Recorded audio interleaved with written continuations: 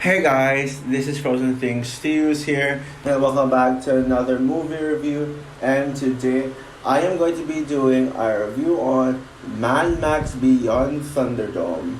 So, Mad Max Beyond Thunderdome is the third installment in the Mad Max franchise, following up the instant classic masterpiece that is Mad Max 2, and is directed once again by George Miller, but he actually has a co-director. Yeah, and that co-director is George Ogilvy. Yeah, George Ogilvy, whatever. And it stars Mel Gibson, Tina Turner, Helen Boudet, Bruce Spence, Angela Rosito, Adam Cockburn, Frank Thring, Paul Larson, Andrew Anderson, Robert Grubb, George Spartles, and Edwin Hodgman, etc. And so this movie tells the story of Mad Max, who is taken to the world of a new villain, Auntie Entity, played by Tina Turner. And yes, and in that world, I think it's like an area or something. I don't know what's the right word to use, but whatever. You get the point. So Max is taken to a gladiator match, basically like a apocalyptic style gladiator match where Max must fight bad guys. He is in this cage fighting evil guys, and um, and like the entire first half is action, all cage fights, and then eventually Max gets thrown out of thrown out of the place. I think it's called, if I'm not mistaken, it's called Thunderdome. The place. Yeah, so he's he's Max is abandoned in the desert where he gets rescued by a group of orphan kids, and so Max pretty much Max must team up with the orphan kids to take down Auntie NDD. So yeah. Now yeah, to be honest, guys, I never liked. Well, I kind of liked this movie on the first view, but I never found myself loving it. I was like, okay, well, it's good, but there's something missing from it. Yeah, that was my first reaction for this, and it's no surprise that this is the one divisive Mad Max movie. I mean, the other Mad Max films, the first one, Road Warrior and Fury Road, are certainly well received, but this one is very divisive, as there are actually some people who really like and defend this movie, and then there are some who say that this movie is bad. But I think if there's one thing everybody agrees on, it's that this is the worst in the Mad Max franchise. Whether they like it or not, everybody agrees that this is the worst from in the Mad Max franchise.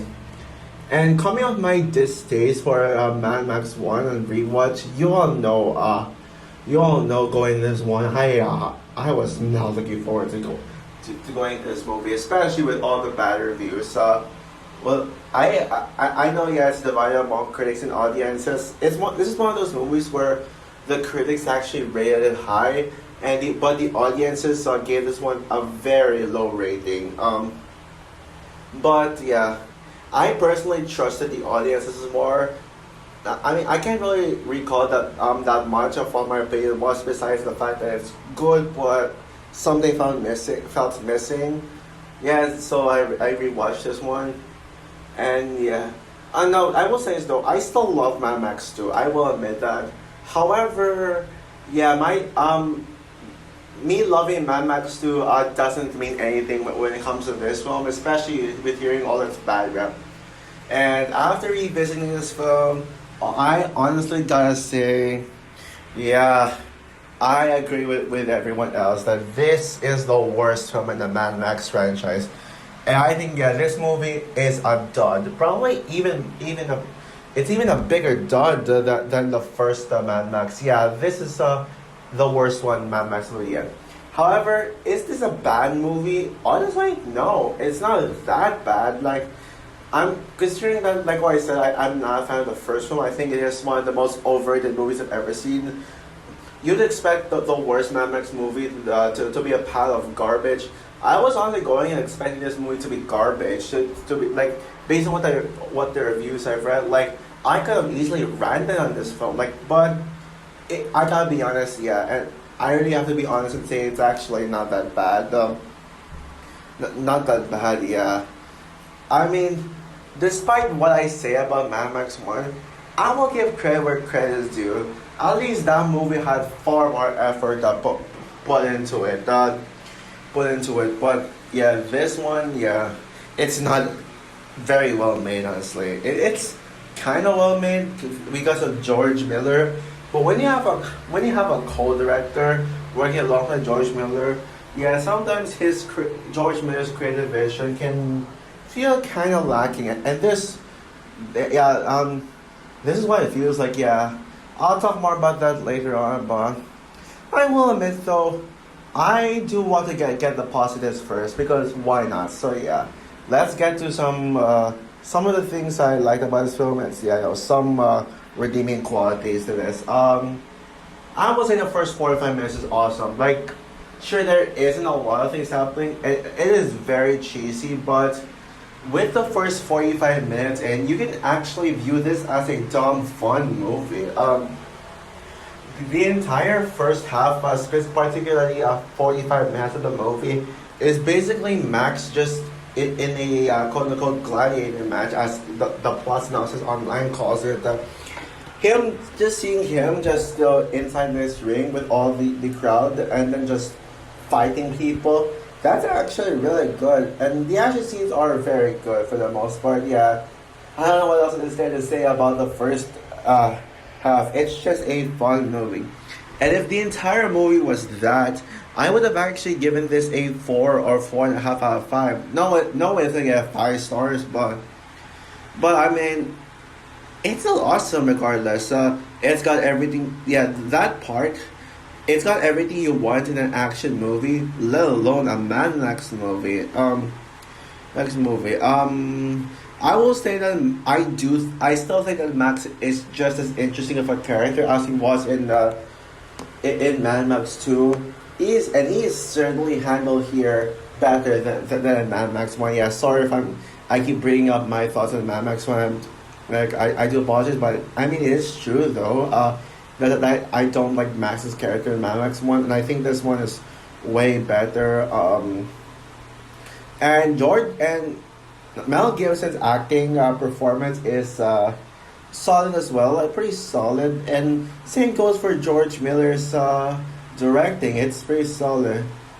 But after 45 minutes, when Max escapes from Thunderdome, it seemed like the writers ran out of ideas. So what they do, make another plot inside of the movie, where now this movie just feels like two different movies. Wow, like certainly, yeah, they certainly just ran out of ideas. And in the second half of the movies, the film introduces and decides to focus on a bunch of orphan kids who no one cares about, not even myself. Yeah, the second half was what ruined the movie because, my God, the second half of the movie is such a freaking dud and boring. Yeah, I swear to God. The kids, yes, I will say there's nothing offensive about the kids. They're certainly pretty inoffensive, but God, they're so forgettable, and they literally have no personality. They're just there, just to do things so that the movie can feel longer, but that's not how it works, I wanted to call these kids a Goonies ripoff, but let's be real here. That would be an unfair statement since both this movie and the Goonies came out in the same year, yeah, 1985. I think I forgot to mention that this movie, in my intro, that this movie came out in 1985. The same year as Back to the Future, a movie that's in my top 10 favorite movies of 2000, favorite movies of all time, by the way. And yeah, I have no idea which among the two movies came out released first, this or the Goonies. If this movie came out first than Goonies, then it would have been unjustifiable for me to call them ripoffs. But then again, both movies were made at the same time, so yeah, I don't want to make a statement that they're ripoffs. I don't want to say that. But yeah, seriously, the entire second half was just agonizing to sit through, and it's even more boring than the entirety of the first movie. Oh, and don't get me started on the NDD. Oh my god. Now look, I will say this. I like Tina Turner a lot. She is a great singer. She produced a lot. She sang a lot of classics, performed them, especially GoldenEye. Yeah, yeah, GoldenEye, the iconic Bond song. That's actually in my top 10 favorite Bond songs of all time. Yeah, I think Tina Turner is fantastic in performing GoldenEye from well GoldenEye.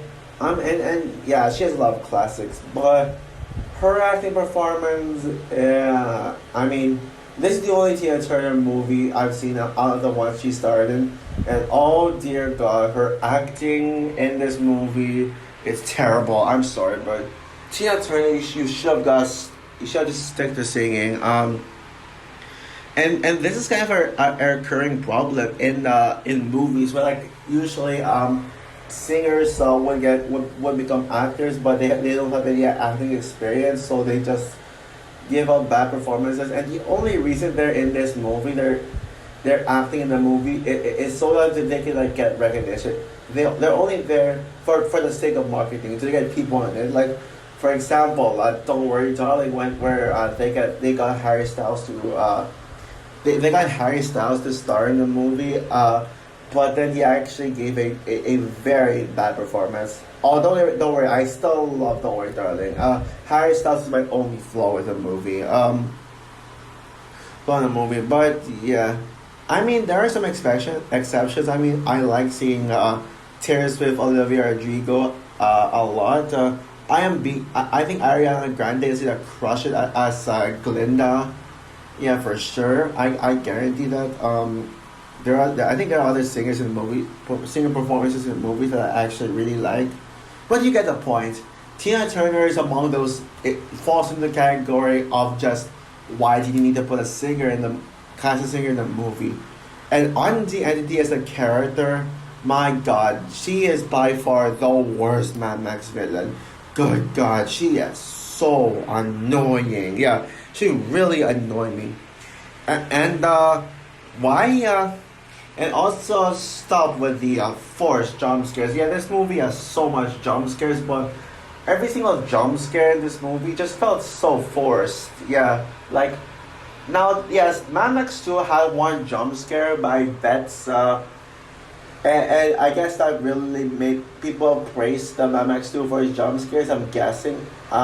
So they decided to force in more jump scares in this one. And it's just so annoying, man. This is an action movie, not a horror movie. Jeebus. So overall, Mad Max Beyond Thunderdome is by far the weakest in the franchise, though not a bad film by any means. It had an awesome first half, but the second half can go suck it. It's a film that gave me strong emotions, whether positive or negative. Also, how on earth does this have a high rating on Rotten Tomatoes with an 81% on Rotten Tomatoes? And the Mad Max one I understand getting it high, although I personally would have rated it lower. But with this movie getting positive reviews, yeah, at this point, the critics are just giving every old movie an automatic review. It's pretty obvious that this movie only got good reviews just because it's an old movie. And I guarantee, I bet this movie was a lot more hated when it came out, but then people just started appreciating it over time because it's an old movie now. I mean, I noticed that people just love to hate on movies that recently released in theaters. I understand they're gonna say, oh, it's trash. But then, like decades later, they're just going to praise it as a masterpiece and all that stuff. I wonder if to today's movies would become praised at 30 years in the future, or maybe even 20. So yeah, Fury also currently has an 86% Rotten Tomatoes, and it only came from Cannes. So expect that the opinions maybe change. Like the rating will probably drastically change when the movie initially comes out. Because let's be real here, it's happened a lot before when a Rotten Tomatoes score comes out of Cannes and then suddenly when general audiences see this film, it'll become the opinions will change. Elemental and Dial of Destiny would be perfect examples of that. Two movies that were panned at Cannes and then would end up getting slightly positive reviews with general audiences. I mean, when it came to Furiosa, I love the score to go higher, but I am a little worried that it might go downhill, where like it's actually going to be end up being lower than this. And if this movie ends up getting a lower rating than this, oh boy, that is going to be upsetting. So anyways, enough of that, let's get into my rating. I give Mad Max Beyond Thunderdome a 2.5 out of 5. Yeah, I know, same rating as the first film, but the 2.5 rating of the first Mad Max is more geared towards 3 stars. It comes close to getting 3 stars, but in the case of Beyond Thunderdome, the 2.5 stars rating is actually low tier. Like it's close to getting a 2. It's like I said, it's only saved by the action in the first half. Oh, I forgot to mention as well the action scenes in the action scene. The final battle is solid, but nothing spectacular. So for my review of Mad Max Beyond Thunderdome, what are your thoughts on the movie? Yeah, I bet we can all agree that this is the worst Mad Max movie. But do you actually like this film or not? Comment down below, like, subscribe, hit the notification bell, and stay tuned for my review on Mad Max Fury Road. And yes, guys, I am actually really excited to talk about this film. Yeah, I actually just wanted to get these 3 movies over with, but in my back of my head, I'm saying, oh, I really want to get the Fury Road already. So yeah, well, let's do this tomorrow. So yeah, bye, guys.